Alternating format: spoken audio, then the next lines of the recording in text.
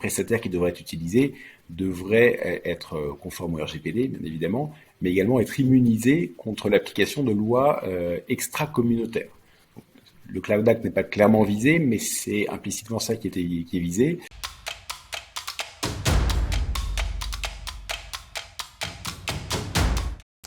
Bienvenue dans cette nouvelle capsule vidéo proposée par Into the Minds et je reçois de nouveau notre référent juridique sur la chaîne, Maître Jérôme Tassi, qu'on appelle toujours Jérôme pendant nos vidéos. Salut Jérôme. Bonjour Pierre-Nicolas. Et aujourd'hui, on va parler d'un sujet un petit peu technique. On va parler d'IT, on va parler de Donald Trump et on va parler du Cloud Act. Alors, je dois raconter un petit peu pourquoi est-ce qu'on fait cette vidéo aujourd'hui. C'est parce que j'ai un de mes amis, un entrepreneur qu'on salue ici, qui m'a alerté un jour sur le non-respect du RGPD par la plupart des entreprises, me disait-il, à cause du Cloud Act. Et son message, c'était toutes les données qui sont stockées sur des serveurs de sociétés américaines, en gros, ils ne répondent pas aux prérogatives du RGPD. Donc ça a attiré mon attention, c'est pour ça que je t'ai contacté. Et donc aujourd'hui, on va faire un petit retour, un petit point sur le Cloud Act. Alors première chose, c'est quoi le Cloud Act? D'où ça vient? Qui l'a porté? Alors, on va faire ça très rapidement, c'est assez compliqué comme sujet, mais à l'origine, ça vient d'un contentieux entre Microsoft et le gouvernement des États-Unis. Le gouvernement des États-Unis sollicitait certaines données hébergées chez Microsoft, une société américaine, en suspectant des infractions fiscales. Et Microsoft a refusé de communiquer ces données en disant que les données n'étaient pas hébergées aux États-Unis, mais étaient hébergées en Irlande. Et c'est vrai qu'à l'époque, la loi applicable ne permettait pas d'étendre la communication à des données hébergées en dehors des États-Unis. Donc suite à ça, notamment, et ça a été porté à l'époque de Donald Trump, au visa de America First, le Cloud Act donc, est intervenu en mars 2018 aux États-Unis et permet une certaine extraterritorialité justement de l'accès à ces données.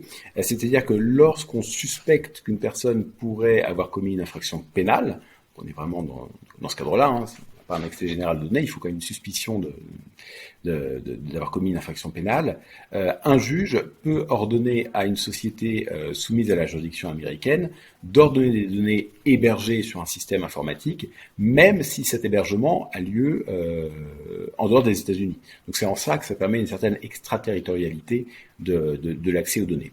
Mais on passe quand même toujours par la voie judiciaire, c'est bien un juge qui ordonne en tout cas la communication des données, après avoir constaté qu'effectivement il y a une suspicion que la personne ait commis une infraction pénale. Alors Jérôme, est-ce que mon ami a raison de s'inquiéter de l'avenir ou du devenir de ces données hébergées chez Microsoft, chez Google, chez Amazon? Alors sur le principe, oui, c'est vrai qu'il est tout à fait possible que ces données ne soient pas inviolables et le gouvernement américain pourrait y avoir accès en cas de suspicion d'avoir commis une infraction pénale. Néanmoins, comme je le disais, le risque est quand même limité par le fait qu'il y a une intervention judiciaire, un juge américain qui va ordonner cette communication de données. C'est pas du tout une donnée qui est automatique, mais c'est vrai que ce risque, même s'il est minime ou théorique, peut poser des problèmes pour ton ami en l'occurrence, puisque comme lui est localisé en Europe, en Union européenne, il pourrait se mettre en infraction par rapport aux règles du RGPD. Alors, RGPD, justement, on en parle. Le Cloud Act me semble un petit peu pas tout à fait aligné avec les objectifs du RGPD. Est-ce que ça veut dire qu'on doit déménager toutes ces données de chez Amazon, de chez Google ou de chez Microsoft et les mettre en Europe, donc pas seulement physiquement en Europe, mais aussi chez un fournisseur européen?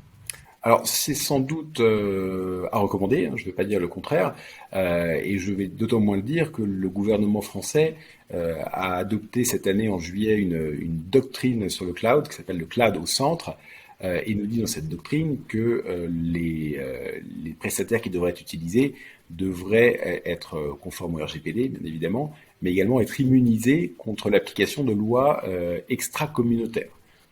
Le Cloud Act n'est pas clairement visé, mais c'est implicitement ça qui est visé.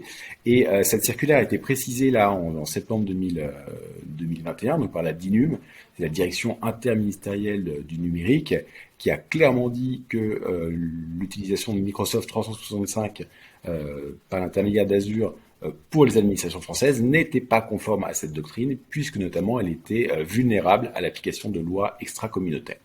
Donc oui, il y a un risque important.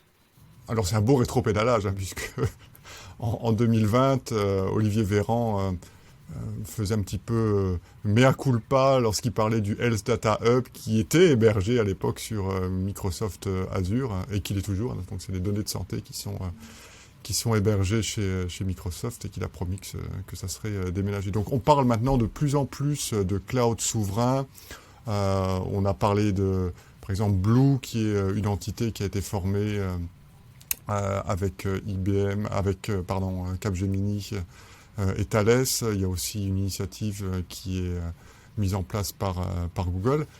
Donc, est-ce que ça veut dire qu'on doit aller tous chez OVH? Qu'est-ce que toi tu recommanderais? Ou est-ce que, de manière temporaire, en attendant que tout ça se calme et qu'il y ait peut-être un terrain d'entente entre les États-Unis et l'Europe, on prenne des mesures transitoires? Et est-ce qu'on risque vraiment quelque chose en termes de RGPD? Alors, ce qui est vrai, c'est que aujourd'hui, au niveau européen, le Conseil a mandaté la Commission pour conclure un accord bilatéral avec les États-Unis pour justement régler cette question de l'accès aux données hébergées sur des systèmes informatiques. Donc, ça va mettre un peu de temps parce que c'est également lié au fait que l'Union européenne adopte le règlement qu'on appelle le règlement e-évidence, qui interviendra. Bon, cette année, ça va être un peu tard, mais probablement en 2022 ou 2023. Donc c'est vrai que dans l'intervalle, il y a un doute. Hein, donc la situation sera probablement réglée d'ici 1 ou 2 ans. Dans l'intervalle, oui, c'est quand même mieux d'être hébergé, en tout cas par une solution européenne, type OVH Cloud par exemple.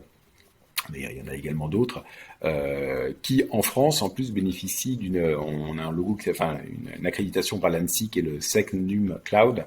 Donc c'est mieux effectivement de passer par ce type de prestataire. Il y en a que 3, hein. Donc il y a OVH, il y a Odoo et il y en a un troisième qui m'échappe. Donc c'est pas quelque chose qui court les rues. Oui, la concurrence est limitée. Voilà.